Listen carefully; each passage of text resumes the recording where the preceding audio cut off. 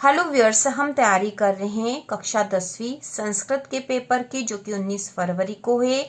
और आज हम यहाँ आपका पेपर देखने वाले हैं संस्कृत का। तो यहाँ पर इसका हल अभी नहीं करेंगे क्योंकि अगले वीडियो में हम इसको पूरा हल करेंगे।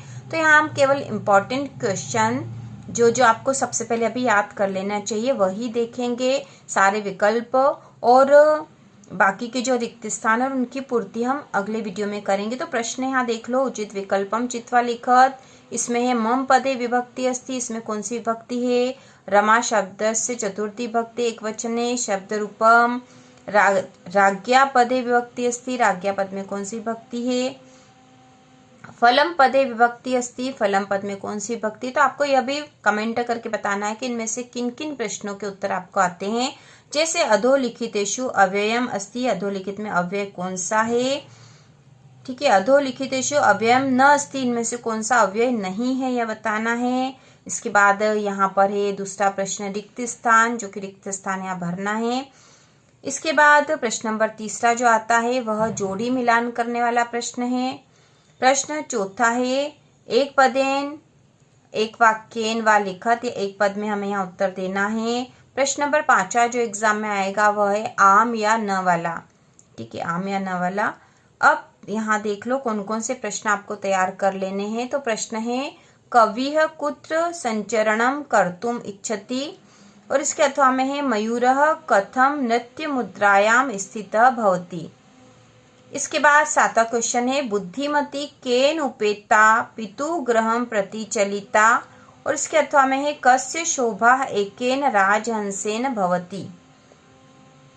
अगला प्रश्न है कुशलवयोः वंशस्य कर्ता कः, और इसके अथवा में पृथिव्या स्खलनात् किम जायते।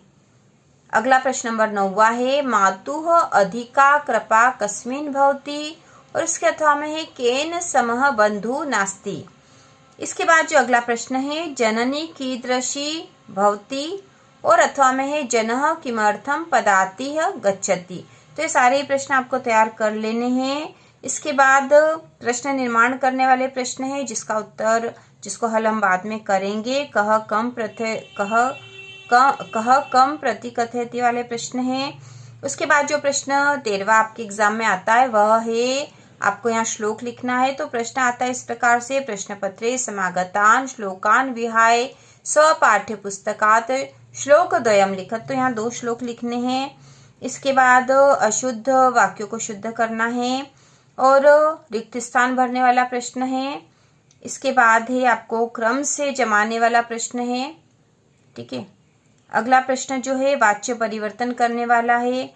और इसके बाद है इस पद्यांश को पढ़ के प्रश्नों के उत्तर देने हैं। तो पद्यांश है कश्चन निर्धनो जनः भूरि परिश्रम्य किंचित वित्तमुपार्जितवान् तेन वित्तेन स्वपुत्रम् एकस्मिन् विद्यालये प्रवेशं दापयितुं सफलो जातः। तत्तनयः तत्रैव छात्रावासे निवसन् अध्ययने संलग्न समभूत्। एकदा स पिता तनुजस्य रुग्णतापाकर्ण्य व्याकुलो जातः पुत्रं द्रष्टुं च प्रस्थित। तो इस प्रकार से यह एक गद्यांश दे रखा है। इसके बाद नीचे प्रश्न दे रखे निर्धनः जनः कथम वित्तम उपार्जितवान्। तो इसका उत्तर है कि निर्धनो जनः भूमि परिश्रम्य किंचित वित्तम उपार्जितवान्, यह उत्तर है इसका। और दूसरा है तत्तनयः कुत्र निवसन अध्ययने संलग्न समभूत। तो यहाँ पे आएगा तत्तनयः तत्रैव छात्रावासे। ठीक है, छात्रावासे निवसन अध्ययने संलग्न समभूत, यह इसका उत्तर है। और तीसरा है पिता कस्य रुग्ण तामाकर्ण्य व्याकुलो जाता।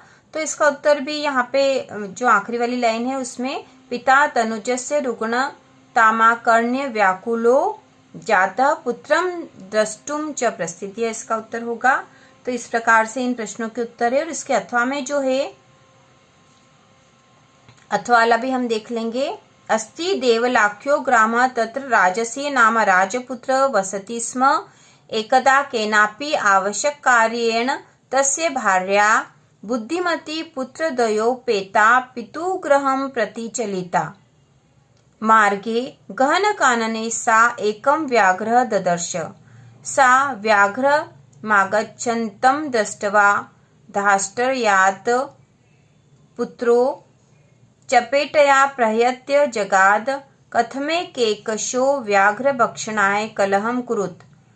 अयमेकस्तावाद्विभज्य भुज्यताम्। तो इस प्रकार से ये प्रश्न जो गद्यांश दे रखा और नीचे प्रश्न दे रखे जिसके उत्तर हमें यहीं से ढूंढकर मिल जाएंगे। जैसे प्रश्न है राजपुत्र से नाम किम, राजपुत्र का नाम क्या था, तो राजसिंह नाम राजपुत्र, तो राजपुत्र का नाम राजसिंह था। बुद्धिमती कुत्र व्याघ्र ददर्शम, बुद्धिमती ने व्याघ्र को कहाँ देखा था, तो यहाँ पे था मार्गे गहन कानने स व्याघ्रम ददर्श, है ना, मार्ग में गहन कानन में उसने व्याघ्र को देखा था। इसके बाद बुद्धिमती केन उपेता पितुगृहं प्रति चलिता, तो इसका उत्तर है बुद्धिमती केन उपेता लिखा तो यहाँ पे है एकदा केनापि आवश्यक कार्येण तस्य भार्या बुद्धिमती पुत्र द्वयोपेता। ठीक है, ये उपेता दोनों पुत्रों को लेकर साथ में गए थे, तो बुद्धिमती पुत्र द्वयोपेता पितुगृहं प्रति चलिता। तो यह आंसर इसका, ठीक है, यह आंसर इसका आएगा यहाँ से यहाँ तक। ठीक है, तो इस प्रकार से इन प्रश्नों के उत्तर होंगे। इसके बाद यहाँ श्लोक दे रखा है और इसके भी प्रश्नों के उत्तर हमें यहाँ से देखकर लिखने हैं। जैसे कि यहाँ पहला श्लोक है एक एव खगोमानी वने वसति चातकः पिपासितो वा म्रियते याचते वा पुरंदरम। ठीक है, और उसके बाद दूसरा श्लोक है अमंत्रम अक्षरम नास्ति नास्ति मूलमनौषधम अयोग्य पुरुष नास्ति योजकस्त्र दुर्लभः। तो अमंत्रम किम नास्ति, तो अमंत्रम अक्षरम नास्ति। दूसरा था अनौषधम किम नास्ति, तो किम नास्ति का उत्तर आएगा नास्ति मूलम मनौषधम। और अयोग्य कह नास्ति, तो अयोग्य पुरुष नास्ति। तो इस प्रकार से ये प्रश्नों के उत्तर होंगे। इसके बाद नाट्यांश दे रखा और इसके बाद भी प्रश्न दे रखे हैं। ठीक है, देख सकते हो आप, ये नाट्यांश दे रखा विदूषक और लव वाला, और इसके अथवा में भी एक और नाट्यांश दे रखा व्याघ्र और सी और बक वाला। इसके बाद एक अपठित गद्यांश है जिसको हम देख लेंगे। ठीक है, अपठित है यहाँ पर, ठीक है, अपठित देख लो यहाँ पर। शरीर धर्मस्य प्रथम साधनम अस्ति शरीरमागम खलु धर्म साधनम। शरीरस्य आरोग्यम व्यायामेन सिद्ध्यति। यः व्यायामः करोति तस्य प्राणशक्ते आपदः स्वयमेव दूरं गच्छन्ति। व्यायामेन शरीरे शुद्ध रक्त संचार भवति। इंद्रियाणि स्वस्थानि च भवन्ति। जठराग्नि दीप्त भवति। परिवृद्धम उदरम संकोचम गच्छति। मस्तिष्कम उर्वरम भवति। अस्मिन् लोके जने वयोनुसारम कोऽपि व्यायामः कस्य करणीय।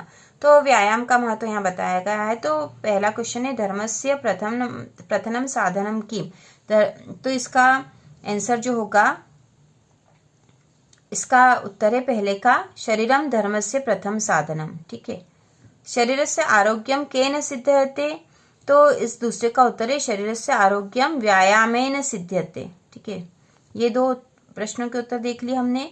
तीसरा है केन शुद्ध रक्त संचार भवति, तो तीसरे का उत्तर